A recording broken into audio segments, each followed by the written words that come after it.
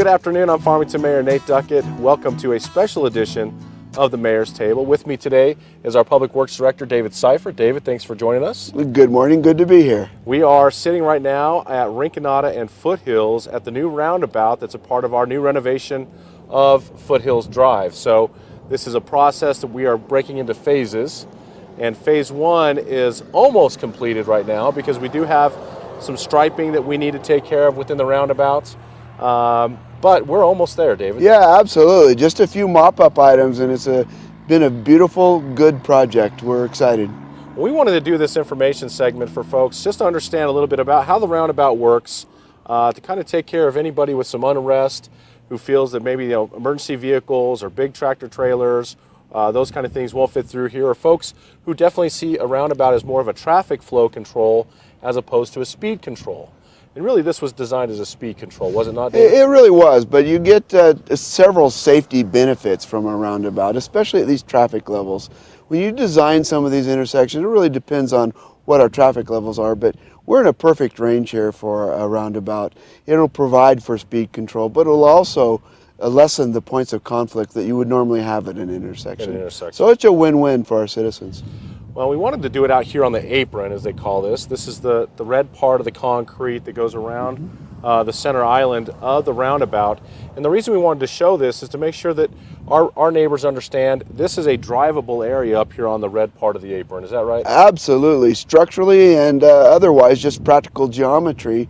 You may need it at times if you have a very large vehicle, and it provides that opportunity to stay safe and have the have the wheel path where it needs to be. So we've been out here now for probably about an hour, and we've watched vehicles of all sizes, trailers of all sizes, and we actually brought out a couple of our own big city vehicles just to show folks exactly how the roundabout works and the fact that you can fit very, very large trailers through this section. So we're going to have the first thing I think we're going to show here is going to be our fire department's ladder truck. We thank Chief David Burke and our fire department for bringing that out. But we're going to show our neighbors exactly how the fire truck works, and I think they'll be impressed by the fact that the fire truck doesn't even get on the apron. Not even on the apron, and doesn't have to crawl around it either. They can go at a normal traveling speed. That's one thing we've definitely seen. People have been able to maneuver through here with ease. So there's a 65-foot long trailer that our electric utility company uses, and I imagine they use it to haul around these giant poles. That is correct. It's their pole truck. And that vehicle actually has the ability to expand to 100 feet long with also rear steering on it. Is that right? Yes, rear articulation. It can go around and not have to worry about different difficult places out in the field. So today we had the 65-foot long version come out, and we've had a lot of people, especially in the construction business, who have talked about a WB50 size trailer. Yes. Now, normally, when we design intersections, what size of truck do we design them for? We just do it for like a motorhome, like a 40-foot unit. But in this case, we started off there, but we expanded it actually to the WB50, just in anticipation of trucks and semi-tractor trailers that may use the intersection. So on the video, they'll see this would really be considered like a WB67 essentially. That is correct. Okay, so in a much bigger truck than even the WB50. Oh yes. And they'll see on that as it goes through the apron, the front of the truck stays on the asphalt, and it's only the back end that comes up on the red part of the curb. But again, it maneuvers north-south with ease. Right, and the interesting thing is they did not use their hydraulic back end steer. I mean, they just used a straight locked position as they went through the roundabout. So we know there's going to be really we're just trying to make sure that any confusion out there, any concerns are being addressed.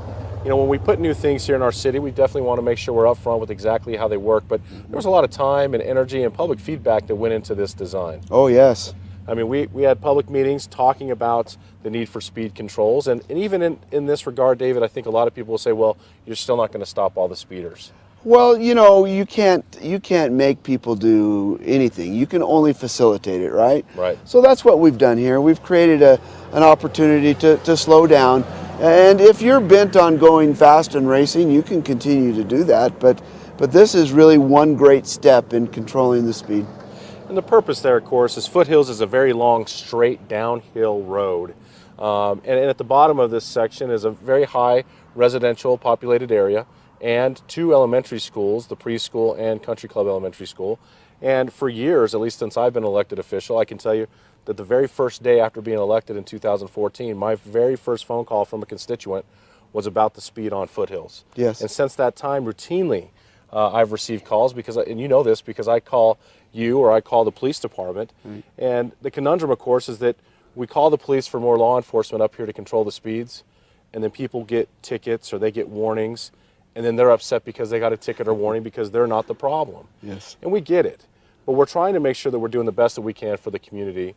And when we were going to plan out this road, we thought, why not build something into it that provides a necessary, conscientious component where you have to slow down.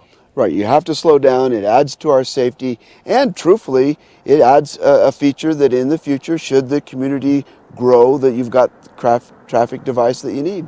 Yeah, it's single lane.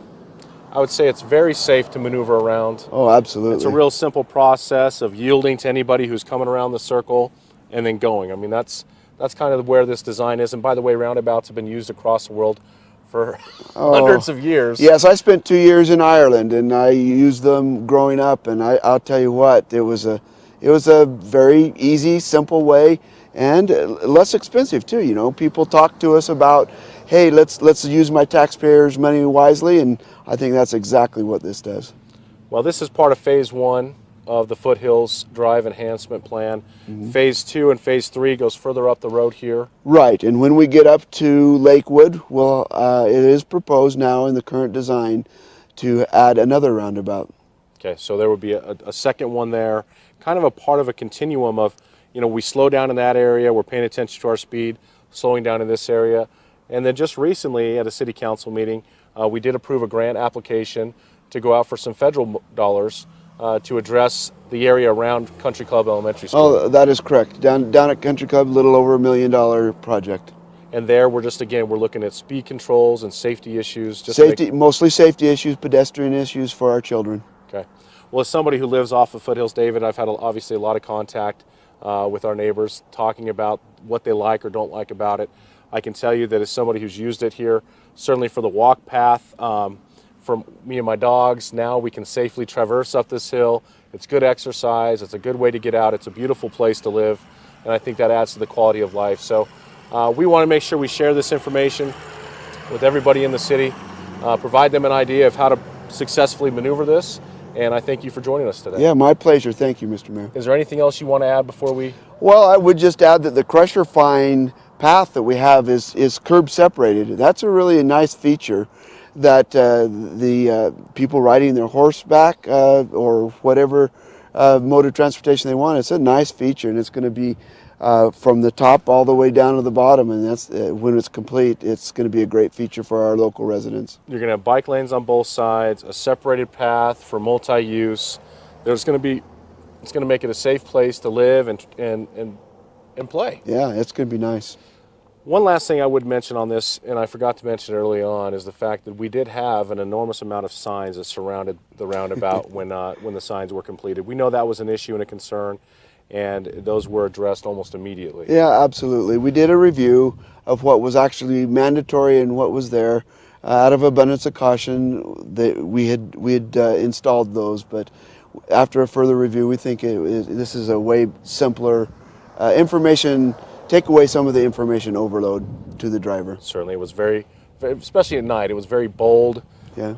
Caused a lot of interference there with where am I supposed to go, what am I supposed to do. So thank you guys for acting quickly to get that done. And for those signs, we'll be able to use them on other areas in the city. So they're going to be reused. Oh, it's not a matter of producing a sign that never gets used again. Absolutely not. No, we have a continual rotation of our signs, and no, they'll go to good use. Good deal. Well, thank you all for joining us today here on the Mayor's Table. We're always looking for your input. If you have questions regarding the roundabouts, some information that you would find helpful to us, please don't hesitate to reach out on the City of Farmington's Facebook page. You can also reach me at my email, nduckett@fmtn.org.